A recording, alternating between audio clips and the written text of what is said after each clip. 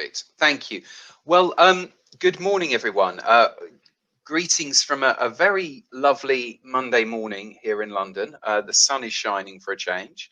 I listen with great envy to Michael and his first trip. Nothing yet from my perspective, but obviously looking forward to that. So I will be talking to you for the next 15 minutes or so about performance. We'll obviously focus on Europe, but this will be our agenda. So we'll touch on the global picture before we drill down and look at how Europe's doing.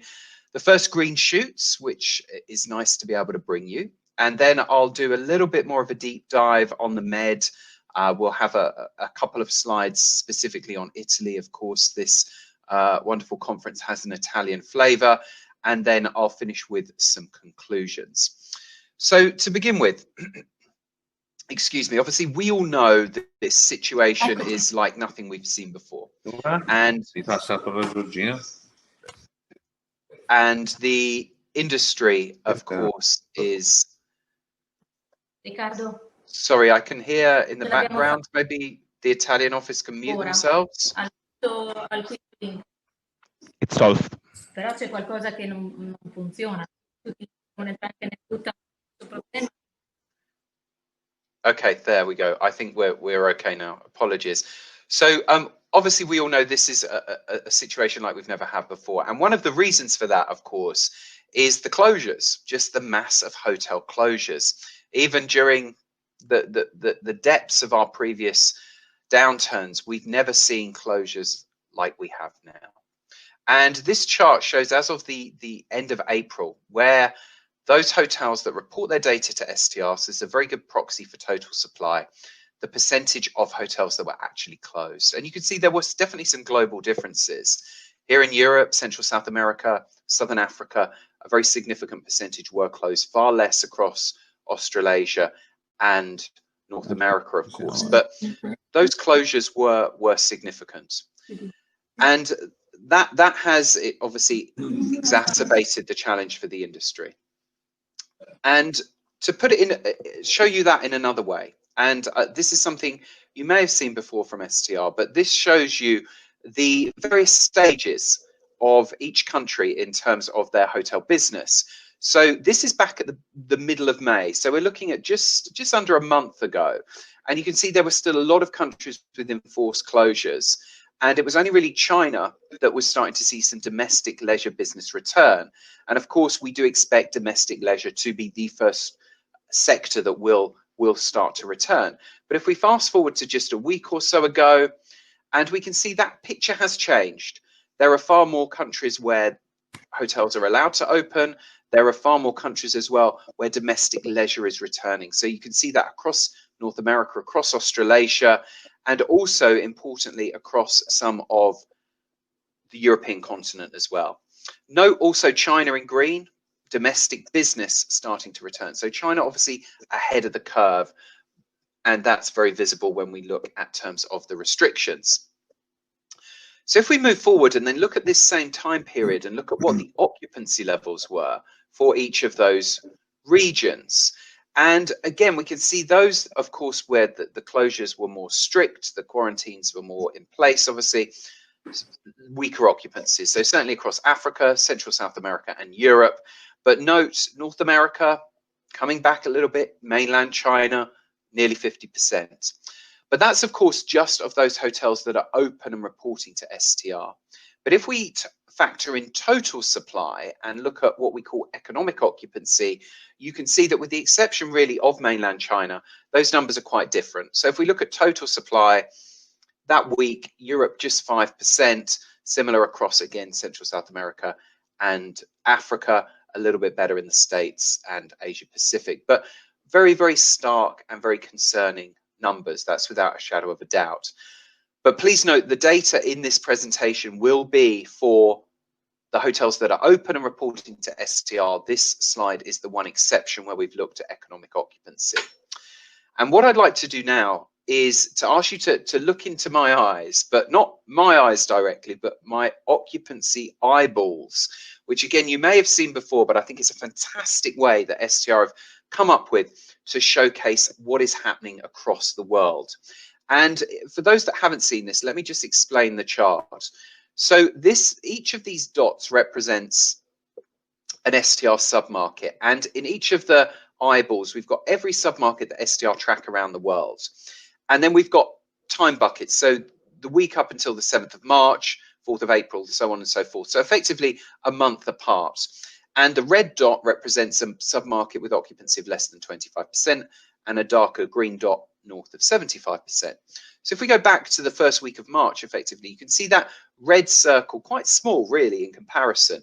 It's really across Asia Pacific, China, of course, starting to come into Italy, as you all know. But for the most part, the rest of the world is still performing at reasonable levels.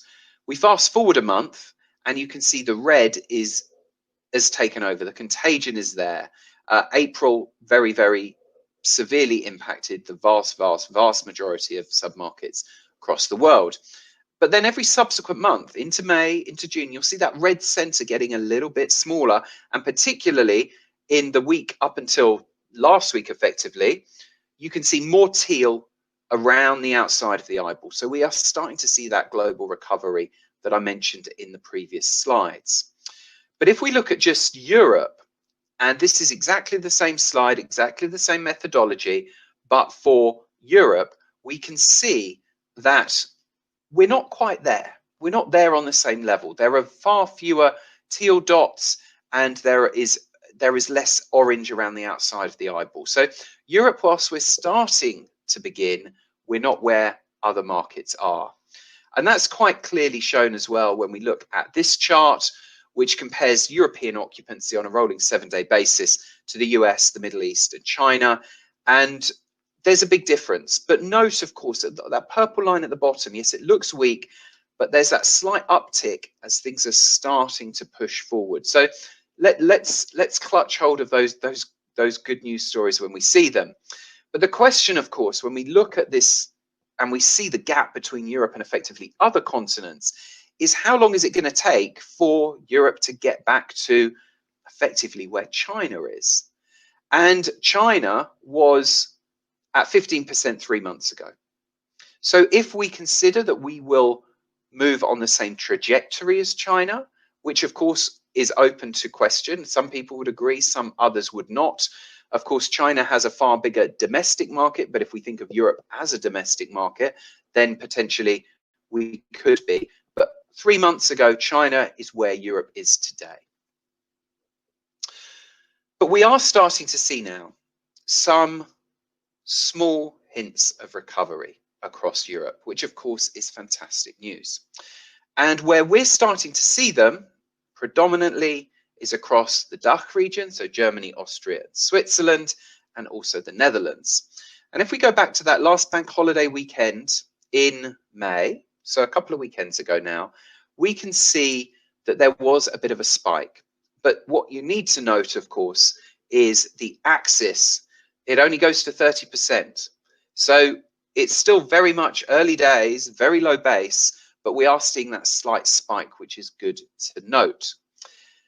And Switzerland, as you can see, is at the top of that chart. So if we look then at Switzerland, this is really the most impressive, I think, in terms of recoveries, in terms of data that we can bring you in Europe today.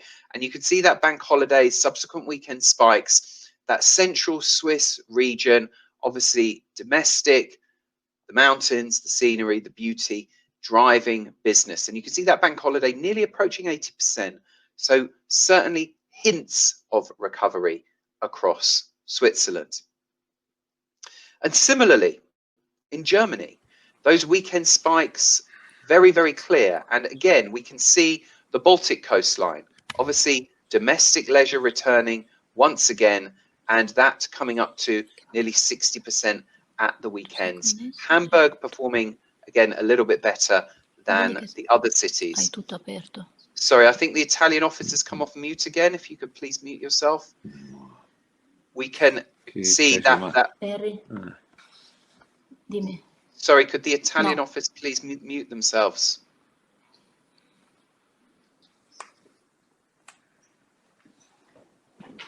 As soon as you can, I'll continue. So Germany starting to come back, as we can see.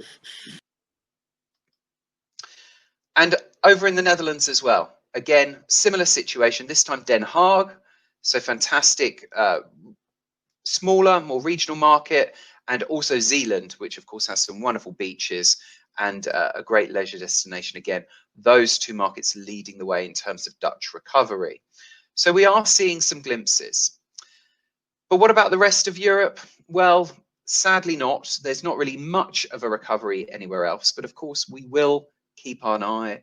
And as you know, we've been doing that very clearly during this crisis. So expect to see more from STR every week in terms of how things are proceeding.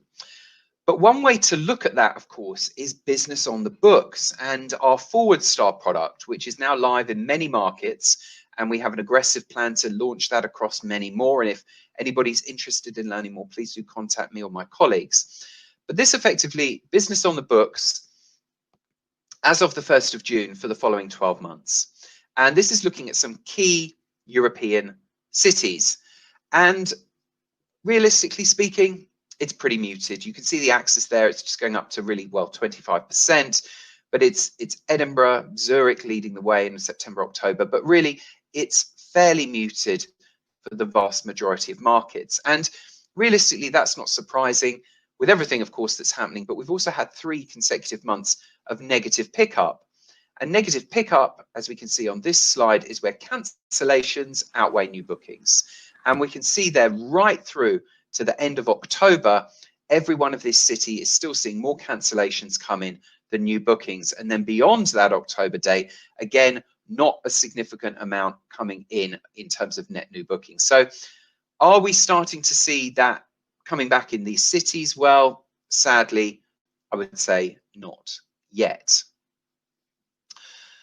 But let's now move and look at the Med in a little bit more detail. And I just wanted to start by just looking at really Italy, Spain, Portugal. And I thought, you know, 3 major markets across the Mediterranean and a long-term RevPAR percentage change chart.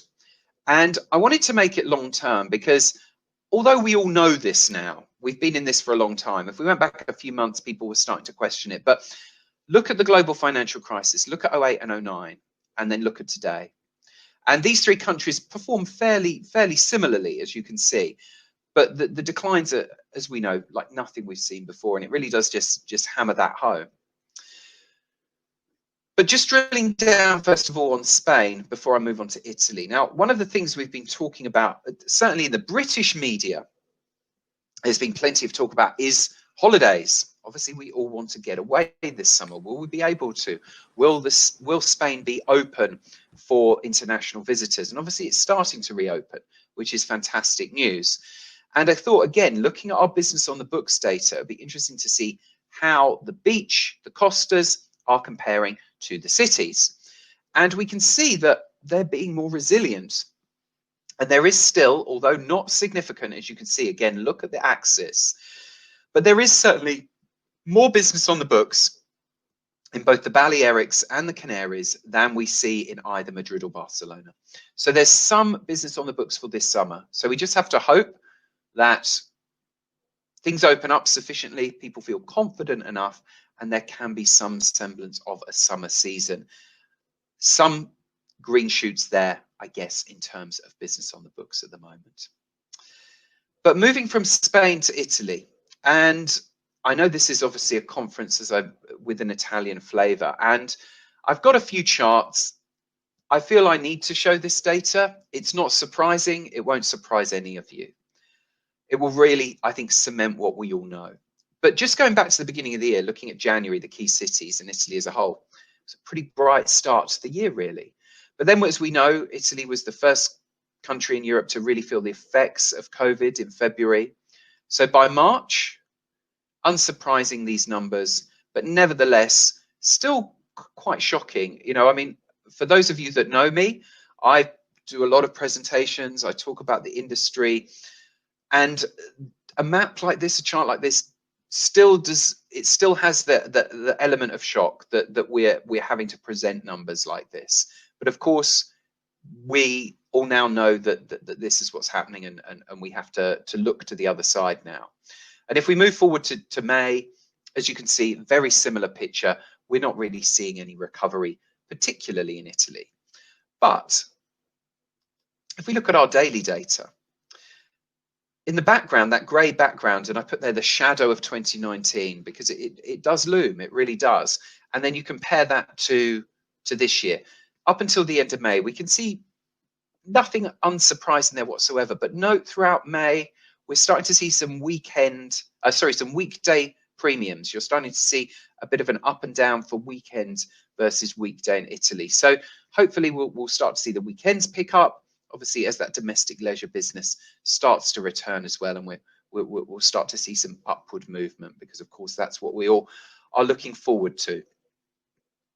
And then just to finish off by looking at the rest of the Mediterranean, again, just looking at January, somewhat of a mixed picture, but certainly Turkey, particularly Istanbul, the Italian islands, Marrakesh, all doing very, very well, having a good January. But again, by March, when the continent was in the depths of the contagion, these double-digit, very significant declines. And again, by May, very little has changed. So we're not really seeing that yet come through in the European Mediterranean up until the end of May. But just to conclude, so firstly, there is a recovery across the world. We are starting to see that. China's leading the way, as we know, business demand starting to recover. US, Middle East, Australia, all starting to perform a little bit better as well. And Europe, we're starting to see those green shoots, as we've talked about. Most governments, and I say most, but obviously sitting here in London, I can't say the British government is, but most governments are trying to help travel and tourism return, which is a positive. And hotels, of course, likely and starting to reopen en masse this month and next month. So we do believe performance will start to trickle upwards in the next couple of months. But of course, much about that recovery is unknown. The virus, will there be a second wave? Consumer confidence, how many people will be wanting to take revenge travel as we have deemed it? I know a lot of us want to travel as soon as we can, but a lot of people may not feel that way. The economic output, the economic shock of this, I don't think is fully felt yet, of course, and that will have an impact of it. So we do believe it's going to be a slow recovery without a shadow of a doubt. But those Mediterranean hotels mostly performing in line with Europe. And I think really, just to finish, there is starting to see some recovery, but it is going to be a very long road ahead. And with that, I will say thank you very much indeed for your time and your attention. Thank you, and